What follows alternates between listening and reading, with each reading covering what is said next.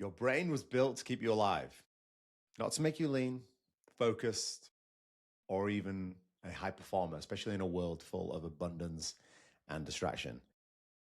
Today's episode, we're going to be talking a little bit about evolutionary psychology. Evolutionary psychology is an important concept, I feel, to understand, as it does impact everybody in any business, in every walk of life. Understanding that the way that we evolved is not designed for the world that we live in right now. And a couple of problems that require some framing are that we evolved for scarcity, not abundance. We evolved for tribe survival, not global comparison. We evolved for immediate threats, not constant low-grade stress.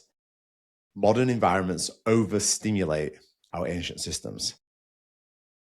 We are a very, very old species in some way, shape, or form. I think the human genome changes 0.00001% every 100,000 years, something ridiculous. So we are very much still like our primate ancestors.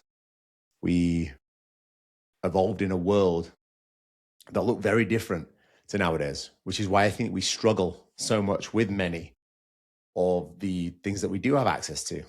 We're just not prepared for it, which might seem a little bit ridiculous. But if we have this old school, ancient thought process and we're applying it to today's real world challenges, they kind of conflict with each other. It's like we're not prepared. Take a fish out of water, it'll drown really quickly. And I think in a really weird way, we're kind of doing the same to ourselves. I've been doing a ton of study on this recently. I wanted to share some of my notes that I think will help a lot of people. For those of you who don't know, I am an actor and a coach, sports nutritionist, strength and conditioning coach, personal trainer. I've done this for just over 15 years now and worked with a ton of people. Forget about the actual personal training aspect of it. I'm dealing with humans, and I've been dealing with humans for over 15 years here. You hear of the 10,000 hour rules. I've done over 25,000 hours worth of one-on-one personal training sessions. That's not including group classes or online coaching, but 25 plus thousand hours of in-person personal training, which is a lot of fucking hours. And it's dealing with a lot of different people. It's dealing with a lot of psychologies, a lot of psyches, a lot of different humans that behave in ways that I've seen every problem under the sun as it relates to health, fitness, and wellness. The humans didn't evolve for endless food abundance. We evolved for scarcity, being able to figure out, okay, what am I eating today? What do I have access to? How do I go hunt or scavenge or gather it and be able to feed myself and my tribe? Whereas right now, in the click of a finger or a button, you can order Uber Eats right to your door. You don't have to get up off your ass to go do it. We live in a world full of constant social comparison.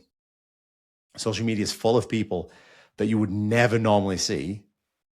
If you think about from an anthropological perspective, tribes were around 150 people. Now we've got access to hundreds of millions of people. That's really difficult to be able to navigate for a lot of people. There's no danger in today's world. We don't have a lion that is trying to chase us and hunt us down, but we do have non-stop psychological stress that comes from increased demands in work, increased demands around schooling, around friendship circles. You get this low-grade stress constantly, almost 24 hours a day, 7 days a week. Our phones are meant and designed to hijack our attention. In a world, not even that long ago, say 50 years ago, where you were able to just disconnect. Now it's almost impossible, especially if you have a phone. We evolved for survival in uncertainty, in socially competitive and scarce environments. The mismatch becomes that we have an ancient adaptive tendency collided with a modern environment. Again, using the fish out of water, taking a fish out of water, it drowns very quickly or slowly. If you put it from the ocean into a pond and then a puddle. It'll still survive, but slowly but surely it will start to suffocate. The environments are very, very different. And I think that's what we're going through right now. There are three main different aspects that, or brain systems rather, that I think do give us a deeper understanding of why this might be. And that is the hypothalamus, which essentially regulates hunger, stress, energy, and survival mechanisms. We've got our prefrontal cortex, which is there for discipline, focus, long-term thinking, and planning. And then we've also got our primate social brain, status, belonging, kind of that Maslow's hierarchy of needs, second level, comparison, fear of judgment, things of that nature. If we look at the hypothalamus and its ability to regulate hunger, stress response, as reproductive signals, for example, whenever you feel pulled towards something such as your basic needs and tendencies, food, sleep, part of that is coming from an old motivation system trying to solve a particular problem or need. I need food because I need to eat. I need sex because we need to reproduce. I need to sleep because I need to rest and recover.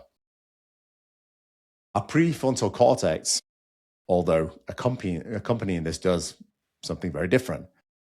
The planning, the working memory, for example, it wants to think a little bit longer term because we're looking at survival, and survival doesn't happen acutely.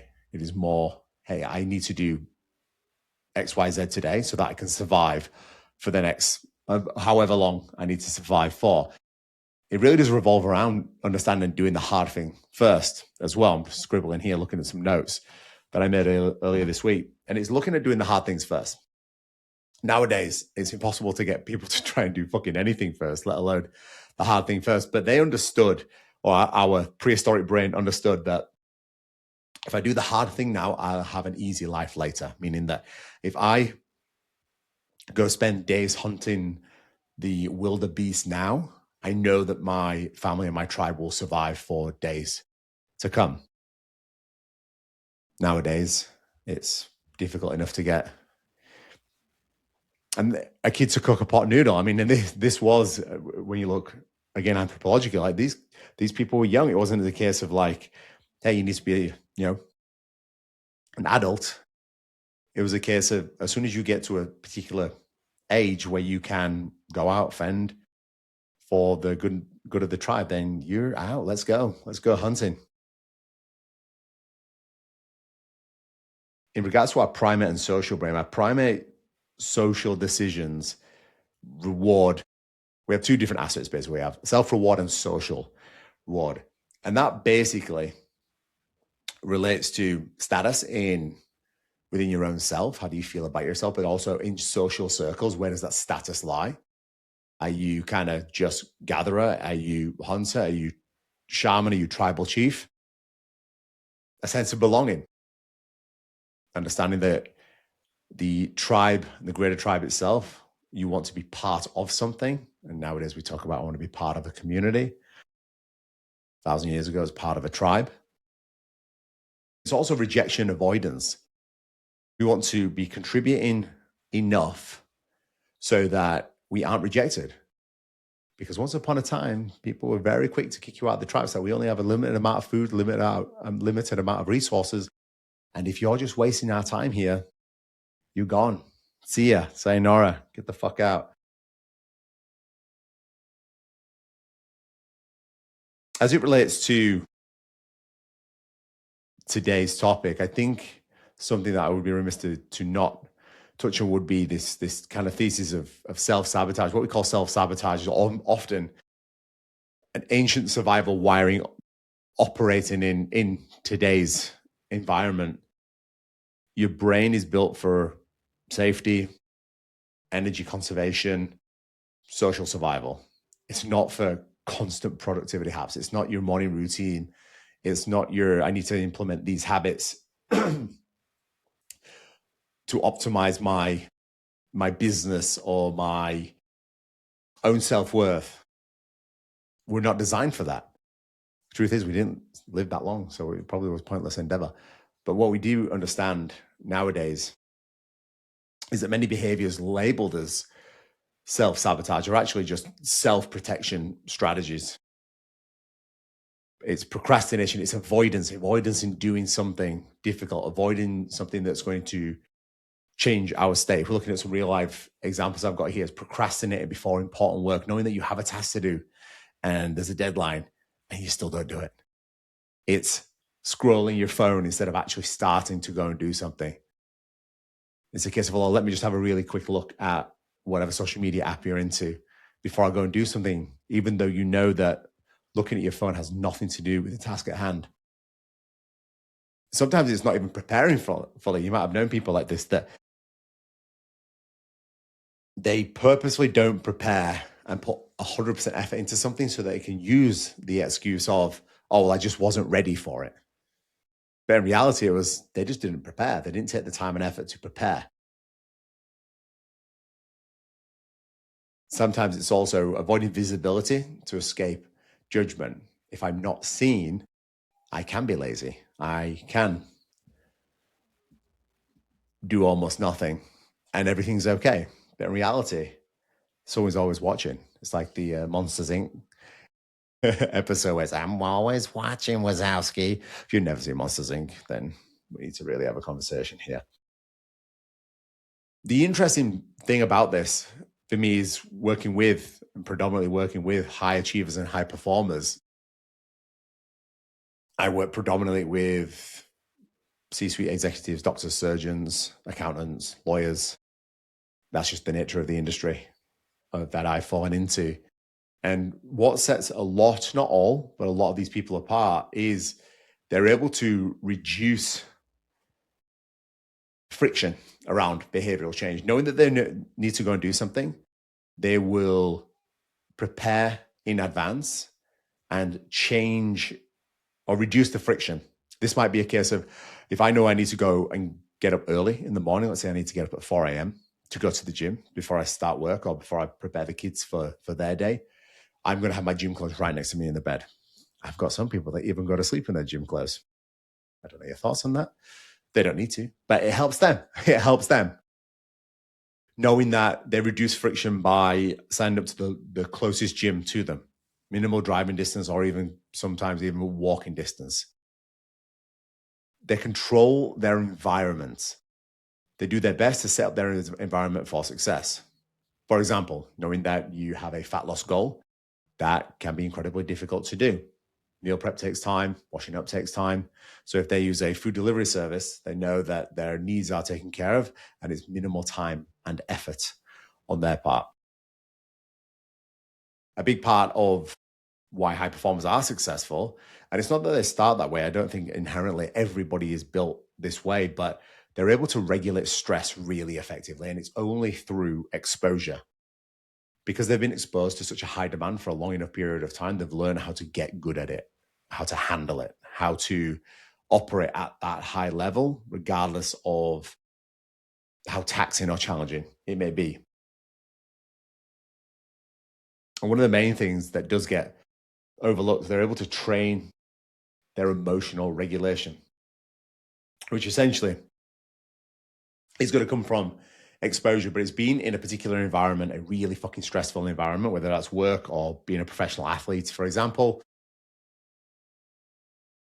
And you're able to act out of logic. You're able to take the stressor because emotions are still going to be there for high performance. They're humans at the end of the day. Their hypothalamus doesn't just stop working. The prefrontal cortex isn't developed that differently to yours.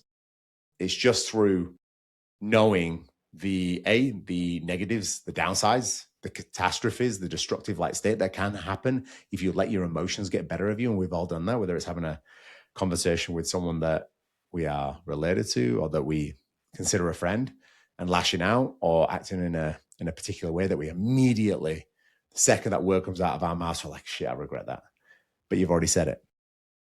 How do we prevent that from happening? And that again is through lessons learned, and it is through exposure. It's through understanding that these mistakes will happen. They've happened before. They will likely happen again. But how do I reduce the likelihood of them occurring again? And you do that by being involved in these situations, by being involved in these circumstances and being able to catch yourself. Sometimes there isn't a rehearsal for these things. A lot of the times there isn't, in fact. It's a case of being in a particular uncomfortable situation and looking at yourself and saying, what are you going to do now? How are you going to navigate this situation? You've put yourself into this environment. Now test yourself. And there's something really fucking beautiful and empowering about that. But it doesn't come without exposure. So, practical framework. What the fuck are we supposed to do? It's important to understand the evolution of why we are wired the way that we are wired and how that makes living in everyday life really fucking challenging. But know that you can control it. Firstly, a practical framework is to identify the ancient drive. Identify, what are we trying to do here? Am I seeking comfort, status? Is it avoidance? Am I avoiding a situation? That really just comes down to an honest conversation. What am I doing right now? How am I feeling right now? I'm acting in a particular way. Why am I doing it? Social media is probably a good example. Social media posting for likes. Status. It's high school all over again. I'm doing this because I want status. Nothing wrong with that. I'm not opposed to any of these things, by the way. It's the way in which we do it and conduct ourselves, I think, that matters more. I'm posting because I want likes, I want status, I want people to look at me, and I want to be famous. I want people to acknowledge me. The next question from there is it useful now? Or is this really what I want? Because knowing that I'm acting in a particular way, let's use a status example, I'm going to have to behave in that way. I'm going to have to do everything that I can to increase my perceived status. The status is given by other people. It's given by the people around us. They want to see us in a particular light. It's like we look at somebody as a celebrity. Like we put them on a proverbial pedestal. Is this what I want right now? Am I comfortable with not just the pros, but the cons that come with it? Having a little bit of money is good. Having a lot of money can be destructive. This is obviously very individual dependent. Having a little bit of fame can be nice. Someone recognizes you going down to the shops, you're away on holiday, someone recognizes you. But a lot of it can be fucking catastrophic. When Mr. Beast opened, I think, one of the Beast Burger restaurants, or one of the partnerships that he did, just in a shopping mall in the US, there was over 10,000 raving fans that showed up. 10,000 people. It was absolute chaos. Look at someone like The Rock, Cristiano Ronaldo, Taylor Swift. At that level of status, you wouldn't be able to just go do your shopping. If you want to nip out and grab a carton of milk, it would be impossible to do that without almost everybody on the planet knowing who you are. So there is consequences to that as well. There is real risk there, and risk not only to your own sanity, but your own health and security as well. Because some people aren't going to be the kindest about that either. You have to protect your focus. You have to make sure you are sleeping adequate amount, somewhere between 7 and 9 hours a night. You have to make sure that you are reducing stress, or at least ensuring stress is in a relaxed state for the most part. We've essentially got two parts of our autonomic nervous system, our things that work autonomously without us thinking about it. There's a sympathetic nervous system, the SNS, and the PNS, the parasympathetic nervous system. And essentially, the sympathetic, in a nutshell, is your fight and flight. You might have heard that term before. Your fight and flight. It is where cortisol is increased, adrenaline is increased, and all the blood is running into your extremities, being your arms and your legs. This is so that you can fight whatever stressor has occurred, whether that is a lion or whether that's someone's cut you off in traffic. The response is the same. And then there's your parasympathetic, it's your rest and relax state. This is kind of where we want to spend most of our time. Being sympathetic is not a bad thing. It's good. It's good to have that state. Whenever you need to protect yourself, protect your family, whether you need to train hard, you're in a sporting event, all great. But you don't want to live there. Elevated cortisol for too long is destructive.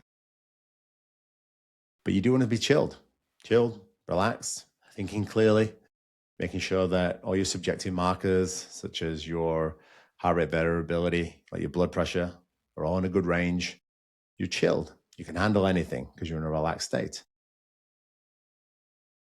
And lastly, to be able to kind of tie this all into each other, is the way to do this is to build systems, because environment beats willpower.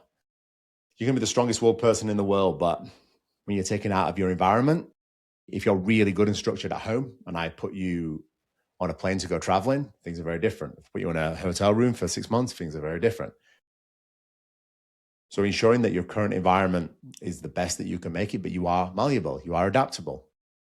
If you're not done your food prep, what am I going to do now? If the gym's closed, cool, I go for a run. If you know that you normally chill out to a bit of music on a Sunday afternoon, sat around the fire, but your music player or your phone or your record player, whatever you're into, is broken, what am I going to do now? So really, this is setting up your environment for success. And this is how high performers win so much. They have an ability to be able to set their environment for the best possible outcome. And that really comes from knowing your outcome, but really knowing your own psychology. Everyone operates very, very differently. I hope you all enjoyed that.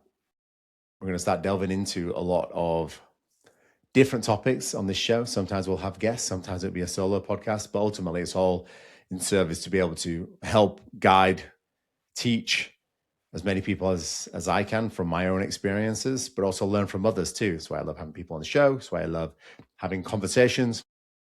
Leave a comment below what you thought of the podcast. Give me a rating on the podcast too. I want to know that I am giving my own best to everybody as we continue to be able to navigate this world together.